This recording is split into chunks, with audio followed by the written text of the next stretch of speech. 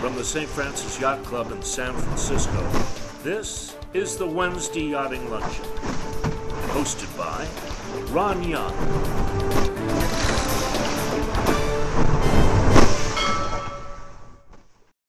Welcome to the Wednesday Yachting Luncheon, live from the virtual grill room of the St. Francis Yacht Club. We hope that you and yours are sheltering in place in a comfortable environment, and we look forward to having you join us back in the yacht club just as soon as conditions permit. Many of us who've been sailing all our lives have looked on with enthusiasm and really admiration at the foundations which have been established to support junior sailors, and in some cases continue supporting sailors through the entire life cycle of their sailing experience. Our speaker today personifies part of that mission.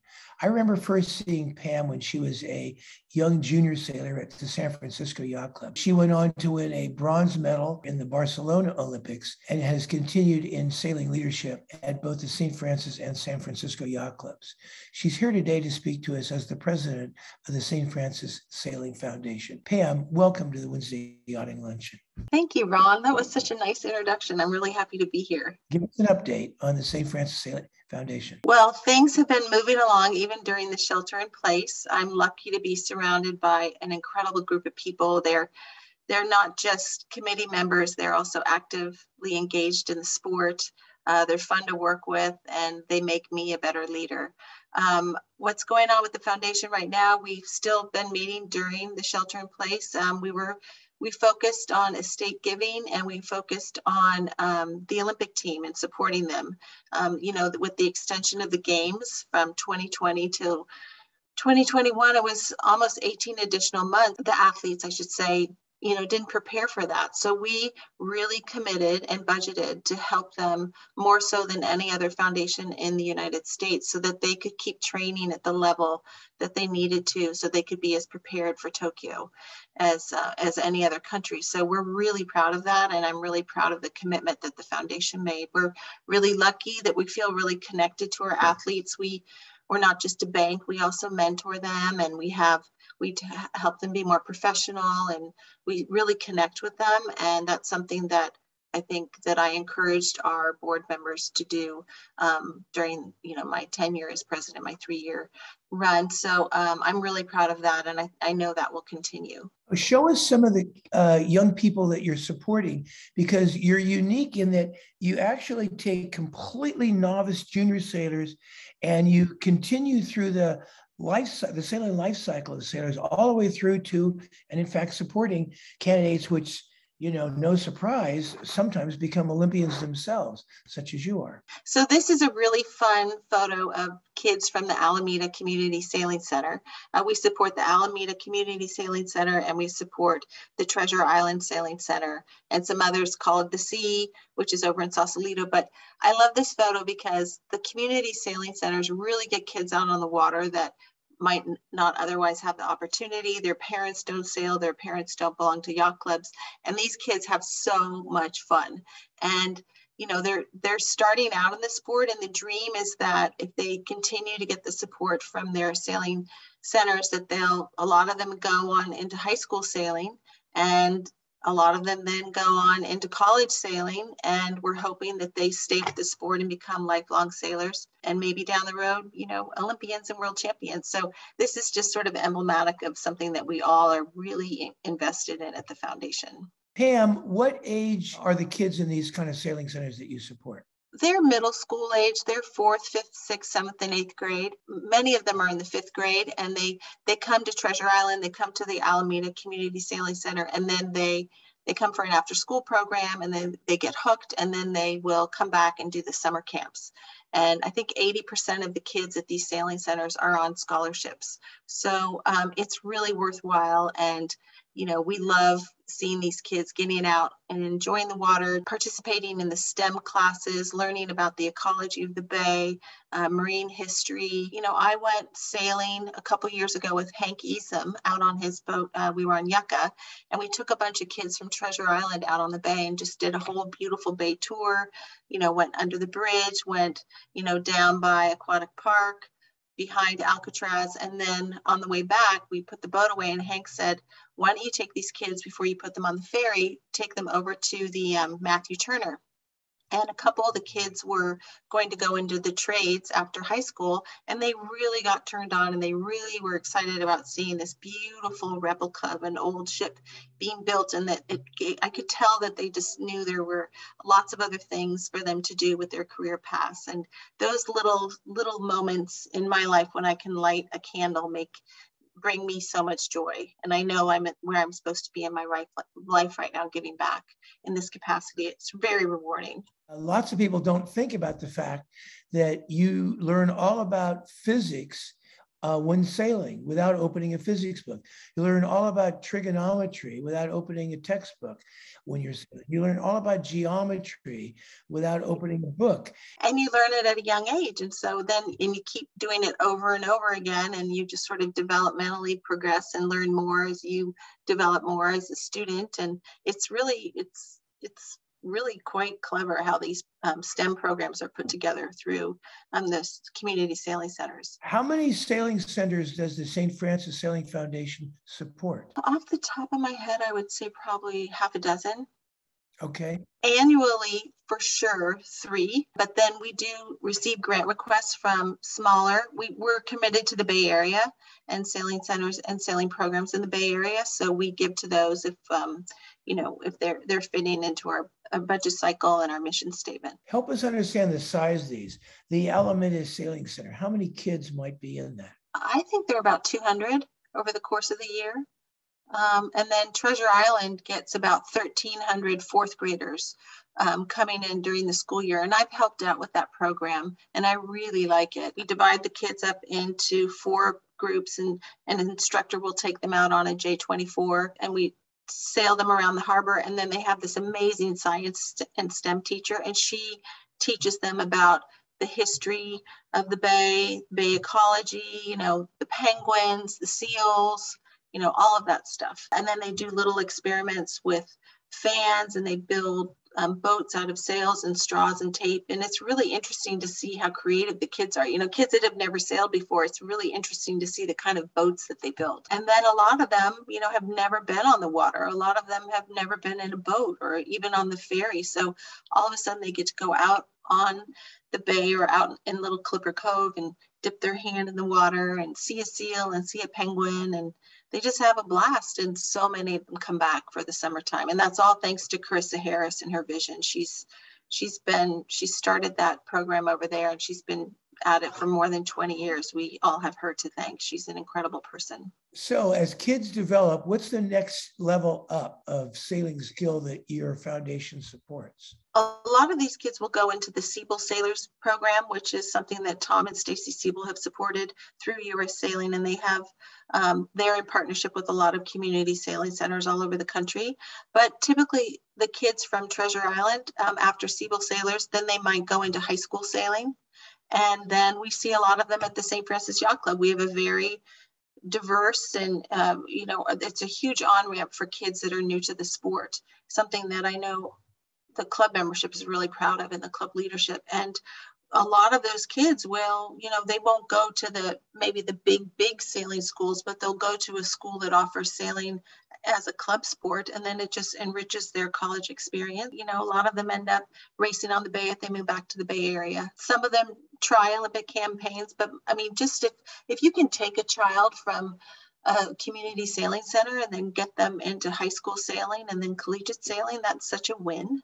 That's amazing. We recently had a really neat diversity and inclusion day at the St. Francis Yacht Club with US Sailing, and we went out on the J22s that the club owns, and lots of that's my husband there, but lots of club members volunteered their time, and also several of our foundation members volunteer their time. And we took kids out on keelboats and taught them how to race up the city front.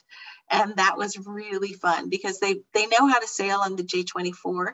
But, for this little girl to be driving a J22 with Craig Healy sitting next to her, who's an Olympian, trimming the main and telling her, I was on another boat with Helena Scott and we wanted to beat them. So we were, they told us to be mellow, but that's impossible. We wanted to race hard. So we taught the kids how to really race aggressively, like a Wednesday night race or something. And so they just had the best time. This was, as you can see, it was during the pandemic and the kids had to wear masks, but we got all these kids of color out on the water and they got to race with all of us that are really experienced and tack up the city front and round marks tightly. And, you know, Nadine Franzik was the race committee PRO and she put, you know, a great course together for us. It was like the real deal. And these kids got to have that. It was very cool. For those who don't know, the old adage is, are we racing? One person says to another on a boat, and the other person says, "Can you see another boat?" Exactly. Yeah, Helen and I were on a boat.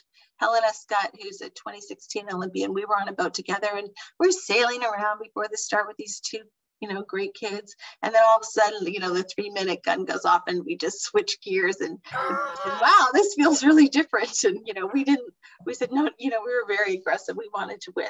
It was a great experience for the kids.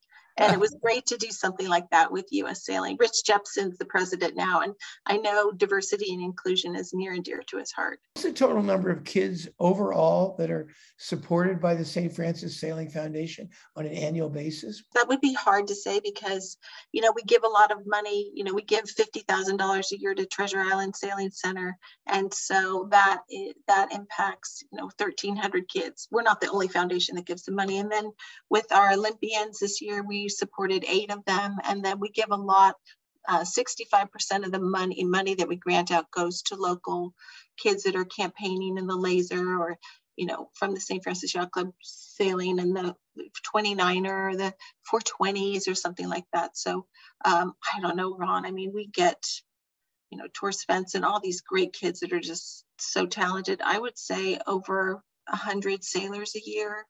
And then, you know, even further down more than that because of the Matthew Turner and Treasure Island Sailing Center. So I don't know, 1,000. I love this picture because this is a picture of the Envision Academy, and they're a charter school in Oakland. And this is how I got eventually into working with the foundation. So my kids were growing up and I wanted to give back to the sport that I love. So I contacted Carissa Harris and she said I could volunteer one afternoon a week over at Treasure Island. And so these kids were a club team and they were just learning how to sail and not really learning how to race, just being proficient in the FJ. They're all in high school, and the high school, I think it's the Bays Regatta, was going to be in Clipper Cove. So I said, well, we're going to race in that because this is your home turf. And they were so mad at me. They didn't want to race in a regatta. They were, you know, they didn't feel like they could do it. And I was so proud of the whole fleet because, you know, these kids would go out. It was their very first time racing, and all the other kids from the other high schools would say to them, come this way, you know, or no, go around the mark this way. And it was such a wonderful experience. I made someone a team captain. I made someone the treasurer, the secretary. When it was all said and done, they were beaming. They felt like, and they got 14th out of 17 teams, and they felt great. Craig Healy, though, he did get in the boats in between races and tune them. And that's really not allowed, but the coaches didn't mind. They said, what is Craig doing? He would get in the boat and then he'd hand the boat to the kid and say, don't touch anything, just go sailing. One of the kids went to Monterey State and was on the sailing team, and another one went to UC Davis and was on the sailing team there. On the website, I noticed several different Olympians that the foundation is supporting. Talk to us a little bit about the Olympic aspirants that you're supporting. So for this last quad, we supported the women's 470 team of Laura Delman-Weiss and Nikki Barnes. Nikki's a member of St. Francis. We supported Luke Mueller in the Finn. We supported Steph and Maggie in the 49er FX. And then we supported Paige Rayleigh in the laser radial. And we supported Riley Gibbs and Anna Weiss in the NACWA 17. And so we felt really connected to those athletes. And then when we had the extension of the pandemic, Beth Diatley made a very generous donation to the to the athletes that were in particular members of the St. Francis Yacht Club, and she gave them each $25,000, which was just really cool. She felt really connected to the kids. We did some branding with US Sailing, and we put this logo on their sails, and it got these kids over the hump, and it was very generous of her, and we're really grateful for her participation with the foundation and on the grants committee. You know, they really needed us, and US Sailing appreciated everything that we did for this team, and you know, we just have a legacy of caring about the Olympics at the end of the quad. We really like to give the kids that are going to the games the extra bit of financial support that they need. It's very wonderful of Beth Diatley to remember Dick, her wonderful husband who's passed along, in such a meaningful way as this. Beth is a genuine supporter of the whole game, all of sailing, and especially those connected with the St. Francis Yacht Club. And we all love Beth a bunch and especially appreciate her generosity. So let's look at some pictures of some of the sailors you guys support. This is a picture of Steph and Maggie, and they are training again for the 2024 games. They were on the 2020 team, and they are fabulous. They're really fast. There's one of the most organized Olympic campaigns I've ever seen. I tell a lot of the other sailors, you know, that are struggling with their budgeting, and, you know, because you are running a small business, I say, talk to Steph and Maggie. They are so professional. They're just wonderful. They give back whenever they can. They did a Zoom recently for all the kids that are, you know, in the Bay Area, or actually it was all over the US, but they wanted to give back to, you know, kids in our junior program. So we did a Zoom, and you could answer them any kinds of questions about training for the Olympics. And then they're going to be out here in the fall, and we're going to do a ride along with them in the FX. And so we're going to rotate kids on the boat with them and get them out on one of these super fast rocket ships. What's the budget size for one of these programs? They vary by boat, et cetera. So give us a range. Wow. I mean, I think in a quad, they'll go through $800,000 to $1 million, this team in particular. Mm-hmm. And I look at their budgets all the time, and they're really doing whatever they can to trim, but, you know, coaching's expensive, gas is expensive, airplane tickets are expensive, shipping's expensive. They're doing a little bit more domestic training right now. You know, they have all that experience racing against people from other countries, so they're being very smart about their training. But they have that experience, and they know that they're really working on their boat speed right now. And they're really getting ready for 2024. We're not their primary sponsor. We can't support them at that level. But we ended up giving them, you know, once they qualified for the games, we were giving each athlete, I think, $3,500 a quarter. So somewhere in that range, like so $7,000 a team a quarter, and they really appreciated it. And so talk about the platforms that they're sailing on these days. Talk about the skiff. So this is the FX, and it's a smaller version than the 49er. The mast is a little bit lower. The men sail on the 49er. You see how they're just, both of them are on the trapeze, and they're hanging out the side of the boat. There's just a little bit of wind. They're out on the trapezes. These boats are really fun to watch. They have an asymmetrical spinnaker, and they go so fast, and things happen really quickly. The races aren't that long. They're very kinetic boats. If you watch, you know, during the Olympics, and if you watch the athletes sail, they're just moving their feet and dancing all over the place. They're very physically fit. These women are really gritty, and they are unicorns. They are incredible people to know. They're very, very talented. So for those who aren't familiar with why you'd use a trapeze, by using a trapeze, they can basically keep the boat flat in a breeze, and they move in and out off the trapeze. To get more leverage, they'll go out, and to get less leverage, they'll go in. So when they get a puff, they'll go out on the trapeze and keep the boat flat. So it's a very, very athletic event. What's an ideal height for a woman in this particular game on this kind of on an FX? Well, I think it's always beneficial if the crew can be really tall. Right. Maggie's a little bit taller than Steph, but I think, you know, Maggie is really, really strong. So I think if you can be a tall crew, that's better. You get more leverage. But if you're strong and you're quick and you use your body, you can be just as good as someone that might have a height advantage over you. Mm-hmm. And when you were sailing to give a picture, back when you and JJ were working hard as can be to go to the Barcelona Olympics, how many days a week were you guys sailing in those days, back in the 90s? We would sail, at least 2.5 weeks a month. there was so much time traveling and getting set up. And so we would go to training camps, and then we decided what we would do is if we were going to a regatta in Holland, we would get to Holland a week early and get really ready. So I don't know, I felt like I was always on the road. But I know what these teams do differently than what JJ and I did is they'll go to Europe and they'll stay there for months. And we didn't do that. We would come home. So how many days a year on the water would you imagine that these Olympic aspirants are spending? I would say north of 220. So this is a picture of the NACRA, and you can see this, it's foiling. It's up out of the water. And this boat, this is their spinnaker with the Bay Delta logo on it, and also the Team Diatley.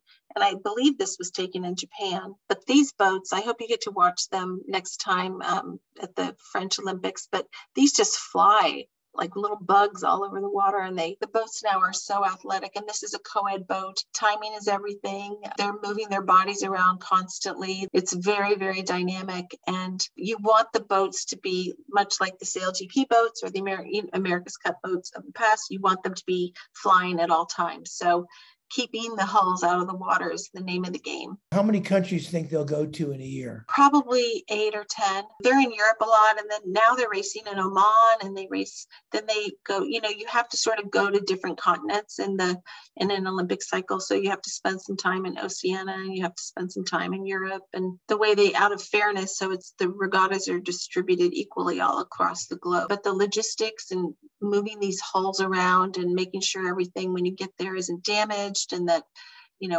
everything, you have to have all this special tax filings or carnets filed when you bring equipment into another country, making sure you don't leave it there, you bring it out of the country. It's so much work, and on top of all the training and the sailing that they have to do. I love it when they're here training. Sometimes they'll be training out of Richmond Yacht Club, and I always call Riley and ask him if I can go out and watch, because they're amazing to watch sail. So talk a little bit about the international travel of an Olympic aspirant. Well, I look at their schedules when they send in their grant requests, and my head is spinning. They're just going all over the place. Sometimes they go places when it isn't very desirable to be there. I know they were all over in Spain right now for the Princess Trofia regatta, and it was freezing and it was windy, and they don't get to go there when the conditions are ideal. Like when we would decide to go as tourists. I think one of the things that's really challenging when you're traveling that much is to stay healthy. One thing that's different now about my experience was almost 30 years ago, but we would get drug tested at certain events and the Olympic trials and the games, but these athletes always have to be at the ready for a drug test. And so, they have to share their location with the U.S. Olympic Committee, drug testing authority, and they have to be, if they're called upon to do a drug test, they have to be, within, I think it's within 24 hours or something like that, no matter where you are. So we're talking about, all sorts of cold medicines are banned, and all sorts of, if you get a cough or something like that, not the sketchy stuff, just so you have to take really good care of yourself. I know I was always prone to sinus infection, so I always had to watch that when I was sailing, because Sudafed's a banned substance, or it was then. I'm sure it is now. You have to really watch what you're eating and what you're drinking, and that's hard on your diet. I know the girls go through a lot of calories, especially when it's cold. Barana Provancha told me that when she was training, she couldn't be out for more than 4 hours because she would start losing weight. But, you just have, when you're in another country and you have to keep your caloric intake up, and it's just, you have to put a lot of thought into it. It's very, very organized and deliberate. This is our St. Francis Sailing Foundation website, which has a ton of information on it. And this is a picture of the Finn class, which will no longer be in the Olympics, but the classes that will be in the Olympics, and I'm not sure if we have pictures of that.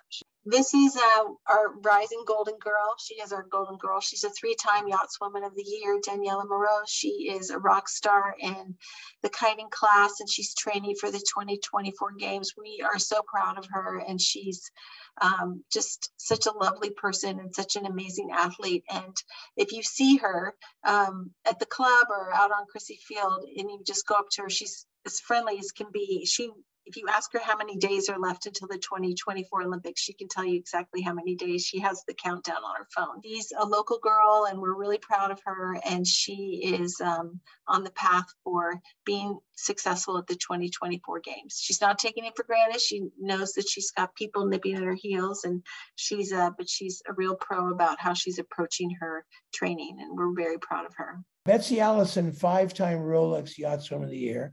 Your Olympic sailing partner, JJ Fetter, a 4-time Olympic Yachtswoman of the Year. And now our own Danielle Moroz, a 3-time Olympic Yachtswoman of the Year. How proud are you guys of being early supporters of the young genius Danielle Moroz?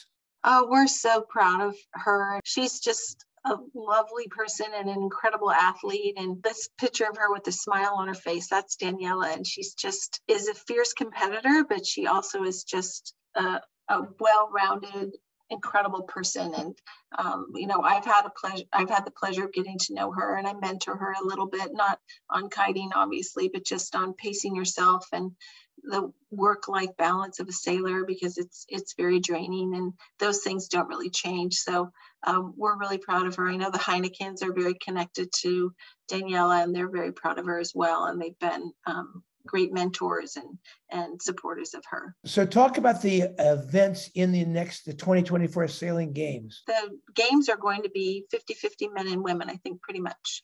So we'll have kiting for women and kiting for men. And then we'll have the laser for men and for women. And then we'll have the NACRA 17, which is co-ed. And then we'll have the 470, which is the boat I sailed in, will be co-ed. And then we'll have a man and a woman. And then we'll have the 49er FX, which is 2 women, and then the 49er, which is 2 men. So those are the Olympic classes. They're all really fast boats. Gone are the days of the Star and the Soling, and so it's in the fin. It's different. They're very athletic. They are, I think, for smaller, more agile people. Okay, these are people that we're really proud of: Daniela, Evan Heffernan, Kai Calder, Shay and Stephanie Roble in the 49er FX, Marcus Edegren in the kite foiling, and Riley Gibbs is sailing with Laura Dalman-Weiss on the NACRA 17, and then Anna. Oh, I forgot another class. She's going to do the IQ foils. So there's IQ foils for men and women. So those are the foiling windsurfers. And Anna's going to train in the IQ foil. And then Nikki Barnes is going to continue on in the 470 and sail with the man. And his name escapes me right now. So we're very supportive of this 2024 these Olympic hopefuls. They haven't been selected yet. So now every year you have a stupendous auction at the St. Francis Yacht Club. Talk to us about the upcoming auction. Give us the date. Tell us all about it. So every year we have an auction, and this year the theme is Eyes on the Horizon. We're coming out of the pandemic. We haven't had an auction in 2 years, but it's a fun gathering of our community of supporters.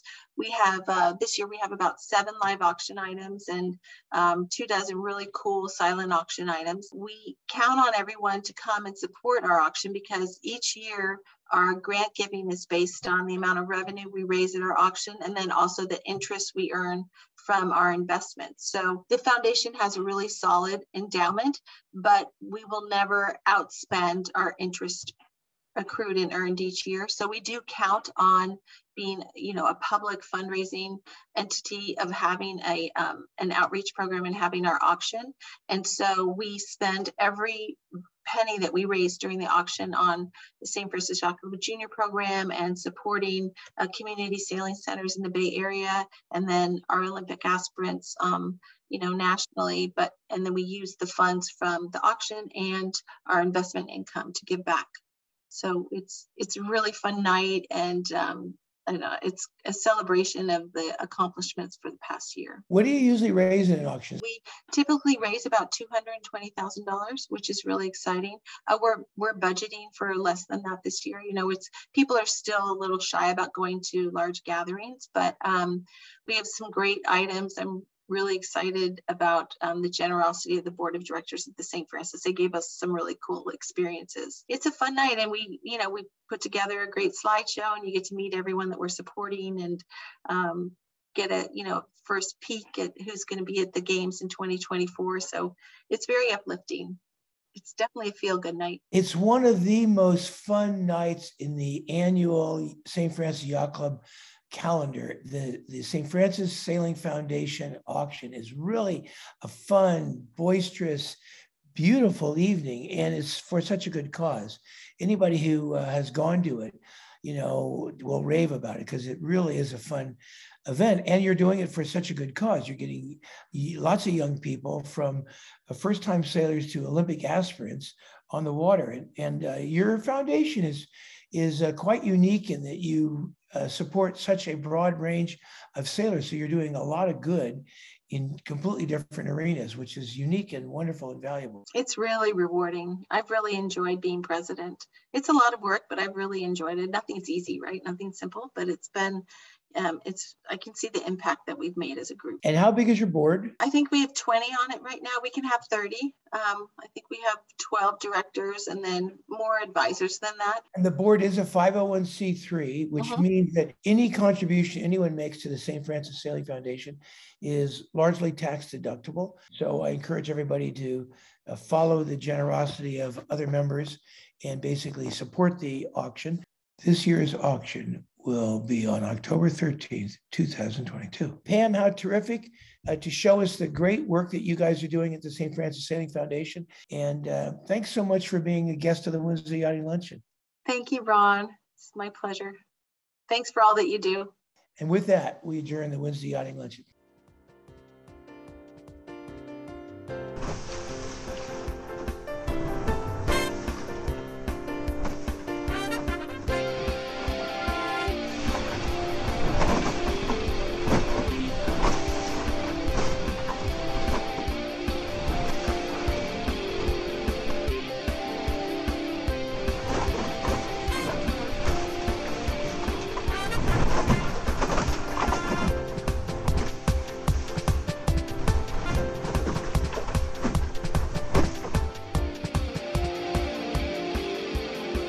This has been a presentation of the Wednesday Yachting Luncheon.